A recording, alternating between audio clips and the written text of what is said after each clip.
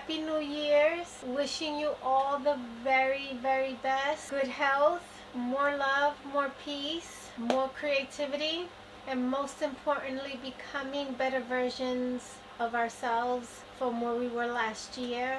There's always room for improvement, always. So this is an introduction to what to gift a crafter beginner. My daughter-in-law wants to paper craft, so I'm taking this opportunity to share. For those of us who have been paper crafting for a few years now, we've built a stash. I've seen quite a few videos on people's craft room tours, and that didn't happen overnight. All the stash that they showed us does not happen overnight. However, we've built a stash. So because we've built a stash, we can share what we have without spending a lot of money. Gift a new beginner the basic supplies. Me personally, I don't even have half of what I've seen in these videos, craft room tours. That is overwhelming to me personally. I can't have too much. First of all, what I do have, I'm not even going to use in this lifetime. And like I said, it's not even nearly as half of what they have. It's less than that. However, I can still afford to pull out what I have in my stash to gift a new beginner. So I want to start off the year by giving, especially to a newbie. So what is the first thing that we're gonna need? One of the first things that we absolutely, it's an absolute must that we need. It's paper. It's always gonna be paper.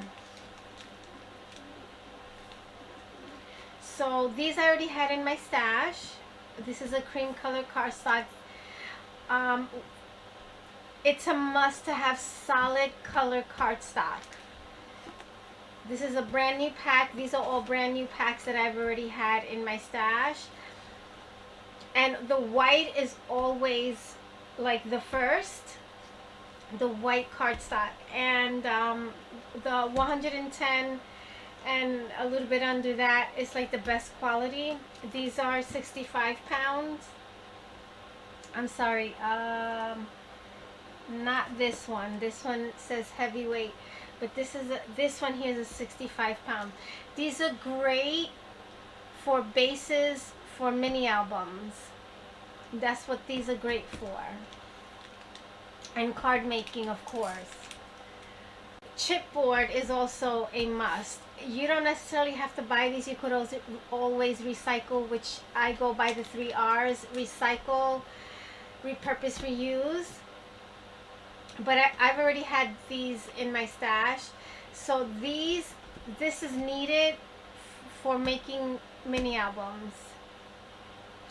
And also for building boxes, like really sturdy boxes. So that's why I'm including chipboard. But like I said, you could always recycle, repurpose and reuse your cereal boxes and any other kind of chipboard food box items. And then of course you're gonna need, or the beginner is going to need, decorative paper. Okay, I don't have that many paper pads, decorative paper pads. This is the second digital collection that I created, so I'm gifting her the portrait size, and with the elements included. If she wants the landscape later on, then I could always print those out for her. Okay, so here is another set. These are all digitals, some that I made, and this other ones in here that I had scanned in from a paper pad, like this for instance. This is from Stamperia. So I do scan some paper pads depending how much I really like it, because certain pages I will continue to reuse. Okay, so this is the landscape size here. I'm sorry, portrait, and then these are the landscape size. So I had gifted her some landscape because when altering, sometimes we need a sheet that's long, but because this is directional, this is going to work great for that. Okay, so that's what's in here, the landscape. And there are some in here that are not directional, that you can use either portrait or as a landscape. And then she's going to need ephemera to make embellishments. So in here I've printed out quite a bit of embellishments for her to embellish a mini album or a card. These are images that I've colored and then I've scanned them in. I'm also gifting her some paper scraps, so when she wants to stamp a sentiment, she already has a scrap and she doesn't have to use a whole brand new one. So that's always a good idea, gifting scraps.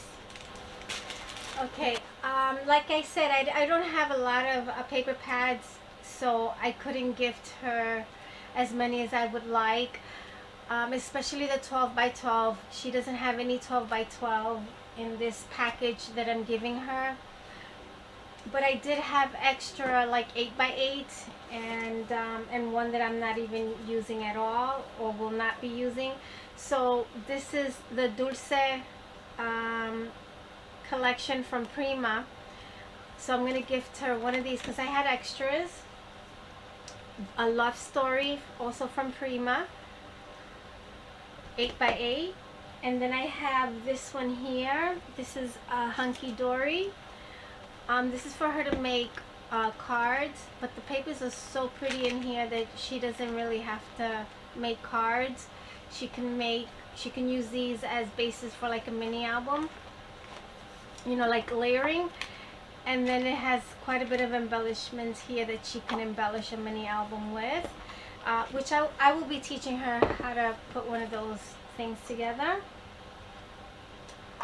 Okay, so let's find out what else a beginner paper crafter is going to need. It is essential to have scissors. You have to have scissors, of course, because you're going to be cutting paper. Lots of paper. You're going to need rulers for measuring. These, I'm still going with what I have in my stash. I'm not showing anything that I actually bought, because they are going to need a few things that you may not have double of in your own stash.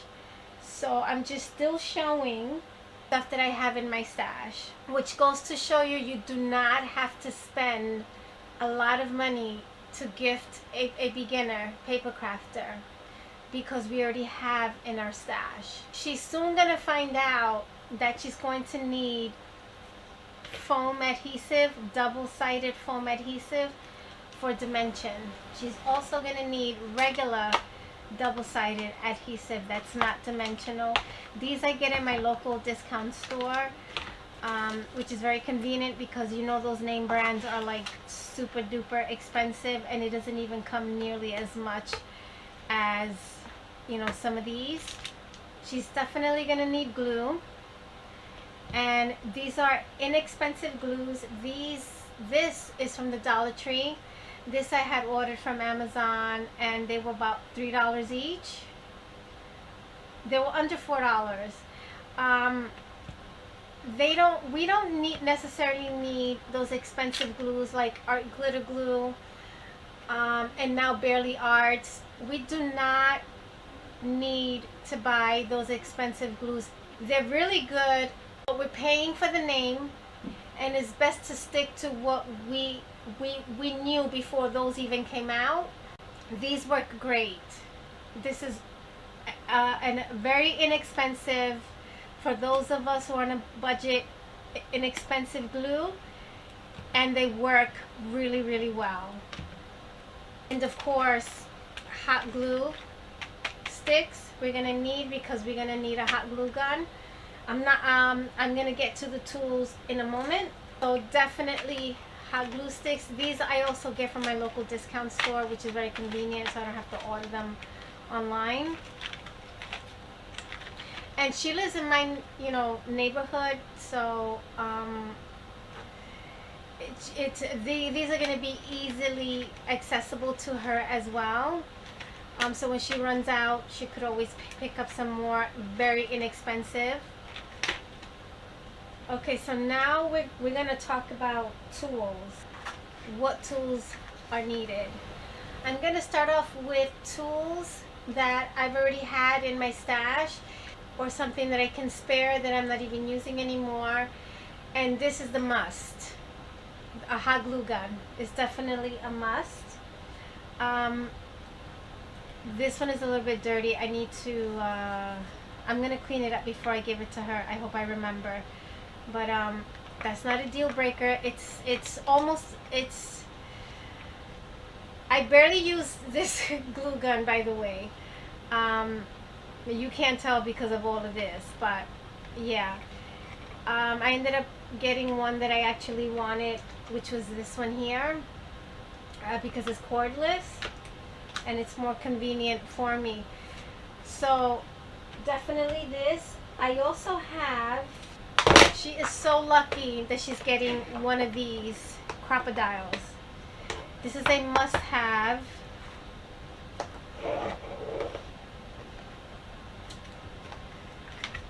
To make holes, to punch through layers and layers of chipboard, and it's great for thin metal and even wood, like very thin wood. Because this right here, we all know how expensive this tool is, and I already have one. I ended up buying another one because I wanted a different color handle. A little bit of a waste of money, but I wanted what I wanted, so I changed it out for this one here. Okay, so she's going to get this. Luckily I had, I still had it here. I did send quite a few things to my nieces in Puerto Rico, and I was gonna give this one to them, but I ended up not doing that, so I'm gonna gift it to my daughter-in-law instead. So this is a must-have tool in the craft room. Definitely a bone folder. I already had like an extra one, so, and this one is brand new actually, so I'm gifting that one to her. Okay, so what I'm going to show next is definitely a must-have, but I did not have an extra one. I did, and I sent it to my nieces in Puerto Rico. I actually sent quite a bit of stuff to them. And another tip for beginners is do not shop for everything you see, because you're going to soon find out later on that you bought more than you should have, number one. And number two, sometimes we change how we want to craft, our style, and the kind of papers we want to use, and then we end up buying all these things and then have to give them away, which is what I did. Because when I first started, I didn't know what style I wanted to do, and then I started getting into shabby chic, and then I stuck with that. So I ended up sending my nieces a few in a few boxes in Puerto Rico, and I spent close to $200 sending them things that I was no longer, not that I was no longer going to use, but that I didn't even use. So that's one of my biggest and greatest tip to give to a new beginner, and please pass it on. So the most important punches to get are the circle punches. So this one of them is at 1.5 and 1 inch. This one is 1 inch and this one is 1.5. And I got these off of Amazon. So these are one of the two things that I actually spent money on. And the other thing I spent money on is they're going to need a scoreboard and a trimmer. So rather than buying a scoreboard separate and a trimmer separate, I bought the We Are Memory Keepers 2-in-1. It was much cheaper to do it this way. For us who are on a budget, this is definitely an essential for a beginner. I also ordered some jewelry making tools.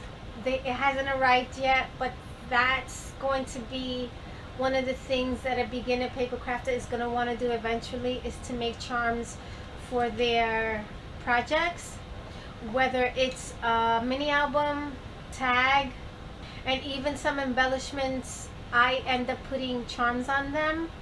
So those are I only 1, 2, 3, and the tools were the only things that I spent money on, because everything else came from my stash. Let's not forget about a silicone mat. This I had in my stash. She's gonna need a silicone mat. The newbies are gonna need a silicone mat when they're gluing. And for other uses, this is great for multiple uses. She's also going to need a cutting mat, which I did not get for her. I'm going to let her purchase that. They're not really that expensive, so I'm going to let her go ahead and purchase that. I will give her a link for Amazon so that she can, buy one of those. So let's head over to part 2 to finish off other items to gift to the new beginners. Let's share, be fair, be filled with love, and love one another. Take good care, everybody.